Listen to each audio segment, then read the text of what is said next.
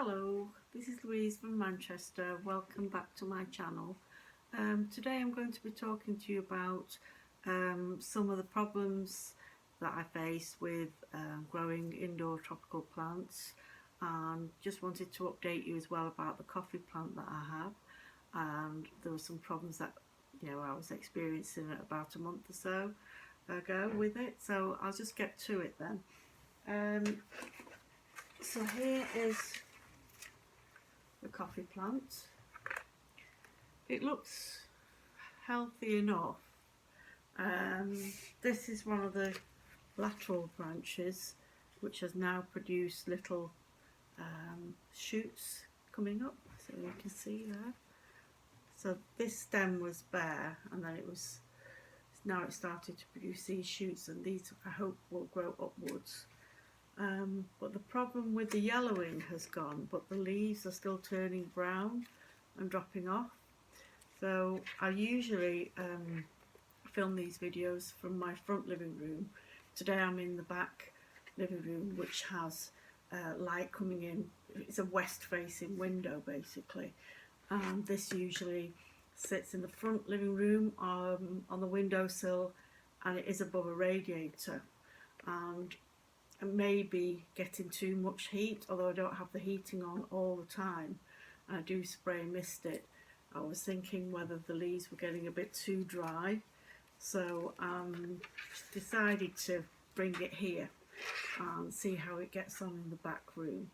Although there's less light here, I do have I use these grow lights in the evening because of the lack of light, or in this room it's not as bright, as it doesn't get the early morning sun. It gets late afternoon sun, that's when we get it, and because of its position basically.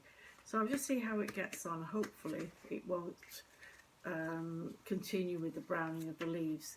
I have potted it up into a much larger pot, and there are several plants in here, as you can see. No obvious signs of any thrips or scale or any kind of aphids. This is new compost, so I'm hoping it's getting all the nutrients. I've got vermicompost in there. Hopefully it will continue to produce more growth and stop dropping the brown, getting the brown crispy leaves. So that's that one. As I said, there's quite a few problems you have. They're not all successes with growing tropical plants indoors. This is one of the failures, unfortunately. This is a sugar cane that I grew myself. I did a video of it, and up until about a month ago it was still green, and I don't know whether I neglected to water it, but now it is completely dry. I don't think it's going to recover from that. So I'm not going to persevere. This is very, very dry. I don't think it will regrow back from that. I'll start afresh probably around about April when I get back. I'm going abroad. I'm going on holiday, so I might be able to bring back some fresh sugar cane that's got little they have the little shoots at the side. You need those to grow sugar cane, so I might get a different variety. This was a green sugar cane, maybe get black sugar cane, depending what's available. So yeah, starting again, start afresh. Unfortunately that didn't work out, although I did get it to produce, and it was well, you can see the leaf on there, it was getting fairly big, but never mind, try again. This is jackfruit. I think one of them there has died off actually. So I've kept them in here. They're a little bit on the dry side. I don't want to overwater them, but they are getting a little bit too dry, so I'm going to give them good watering today. I'm also going to check the undersides. I think we might have some aphids on them, and slow growth. It is winter. I don't expect them to be doing much now. I don't feed them. I just give them plain water and come the summer months they will go outside. These will not be indoors. It's the same with if I do get a sugarcane plant, that will go outdoors, as well as the citrus. Now I have 2 citrus trees outside already. They're on the front porch, and they are my navel orange trees, and they've got little oranges on them, tiny ones. This, however, I don't overwinter this outdoors. This is my, well, you can see the name on there. This is a large Pareto, and I got this from Canada. Has got a little bit of scale on it. I've got to keep an eye on that, keep a check on it.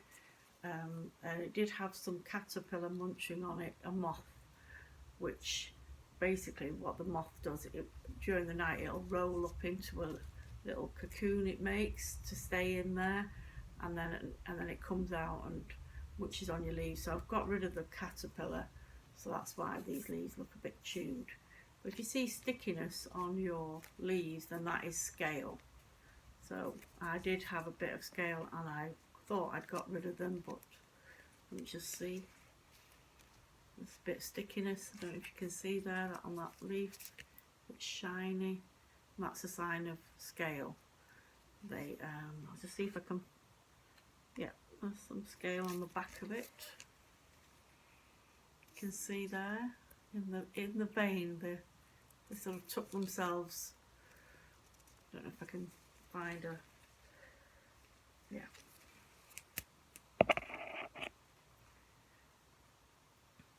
Right in the vein, little brown, sort of beigey brown blobs. Basically I just scrape them off and give the leaves a good wash. If you can get the plant into a shower, give it a good shower, wipe off the leaves, and then look at the undersides and flick off or scrape off any that you find. So luckily it's not overrun with scale, and hopefully after I give it a feed, get some flowers. I don't really want it flowering now because it's not going to get pollinated, and I'll wait until around about March and sort of get it kick-started into flowering then. So we've had the coffee plant and jackfruit and the lemon.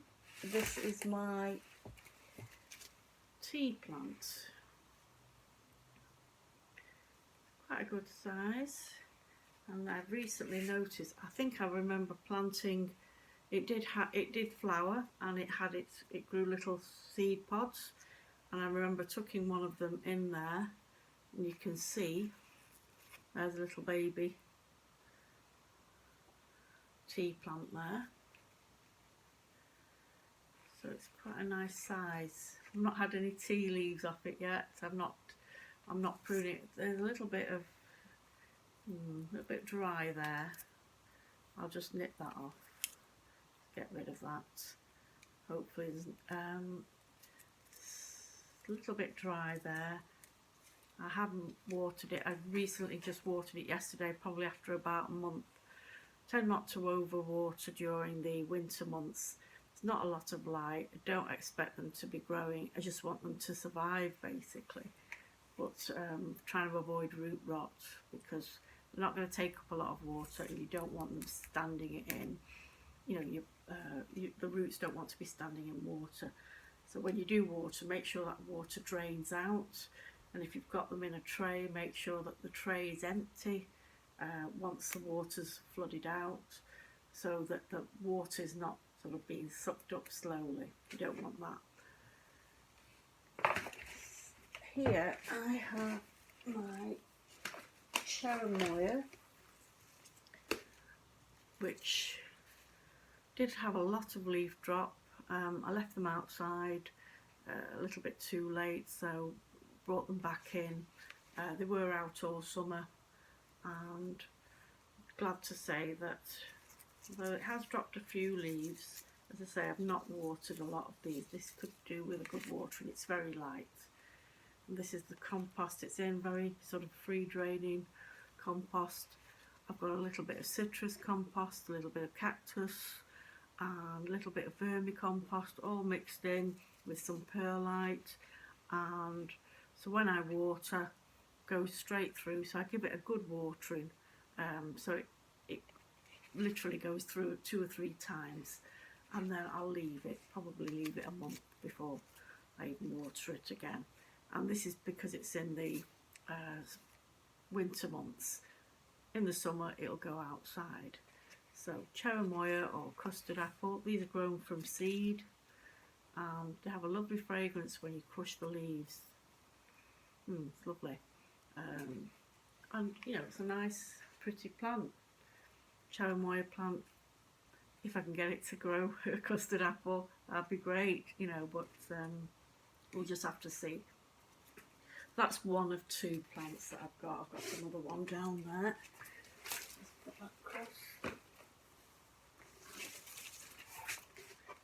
And this is a bougainvillea. My husband brought this back from Bangladesh. Not flowered yet. It's about 1.5 years I've had this plant. I did have one that was 20 years old, and I had for many years. Unfortunately, I got this plastic greenhouse a couple of years ago, 2017 actually I got it, and decided I'd put all my plants, my mango, bougainvillea, papaya, you name it, all the tropicals, my guava plants in that, and thought, oh, that'd be great. I'll just put a little, I did put a little makeshift heater made from a candle and a plant pot, and you know, use that for heat and put bubble wrap and fleece around them. But you know, it didn't work. It died. It killed off that plant. And normally I would have brought the plant in for winter. Around about October it would have come indoors. I left it outdoors until it was about December, and then I realised I think I've made a mistake here. I brought it back in, it never recovered, completely died off, went black. And my mango, I think it got anthracnose, may have caught it from being in the greenhouse, the damp.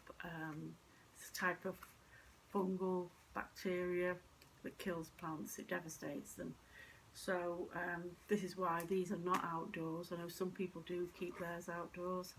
I'm not taking that chance. So I've got another one of these, 2 different colours.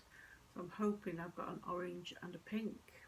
And maybe in the summer, so late spring, this will go outside, probably around about May, end of May. I'm hoping I'll get some flowers off it. That's the bougainvillea. And what else do we have here?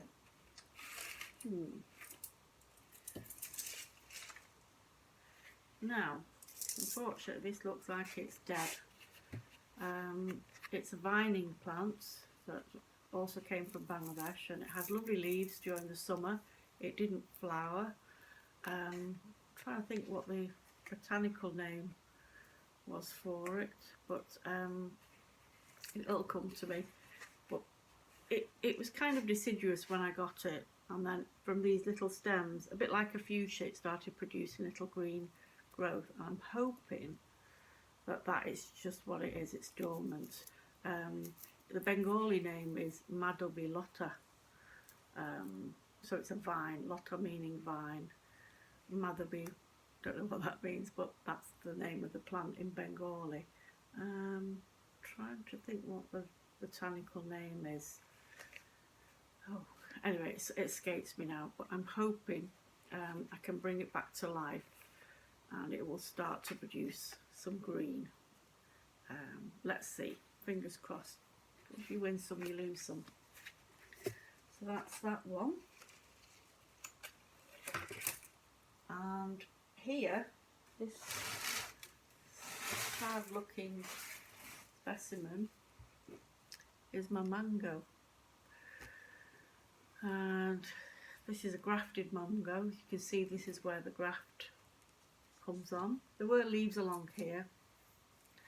And you aren't supposed to encourage any growth from this part of the plant because that's the rootstock, and that will take the strength away from the actual type of mango that they're trying to grow here, which is a Gomera from Spain.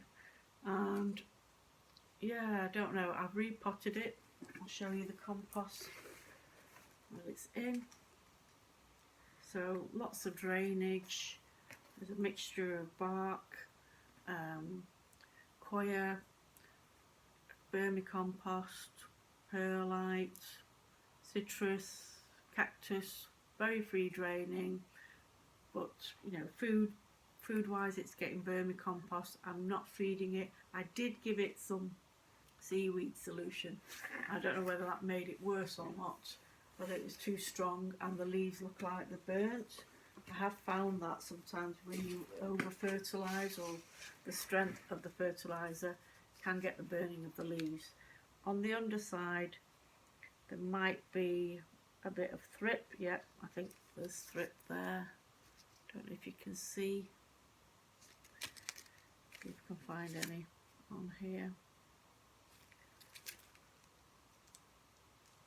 There might be some thrip on there, but I do miss this quite a lot. I think I will keep this in the back room. It does get quite strong sunlight in the front living room, and whether that's burning these leaves, I don't know. So I'm going to keep it in the back and see how it gets on. It might be just a bit too dry in there. I don't overwater it, I let it dry out, and I'm hoping it's not going to succumb to something like anthracnose, which is what happened to my previous mango. And the previous mango had a little flower shoot and a little tiny mango on it, which I did not grow from seed. I got that from a lady who was selling these plants in London, and I bought one from her. She posted it out, it was delivered here, had a little mango on the top of it. So, you know, it was a fruiting mango, but unfortunately after a year of having it, you know, it did seem to grow new leaves. This has grown, this is probably the third set of leaves, but it's lost the previous leaves. But it's not grown any since, so I don't know what's happening with this. Any ideas, if anybody can help, then, you know, that would be appreciated. So I think that's it really for today regarding these plants. I'm hoping that the ones that seem to be struggling a little bit will recover, and maybe I'll do another video if there's any changes. As I say, I've updated you on the coffee plants, and I will update again with the change of this position for this plant now. The coffee plant's now going to stay in the back living room, away from the direct heat. Or I might just move it into the front living room, let it have more light, but not near the radiator, maybe on a stand somewhere. I'll just have to see.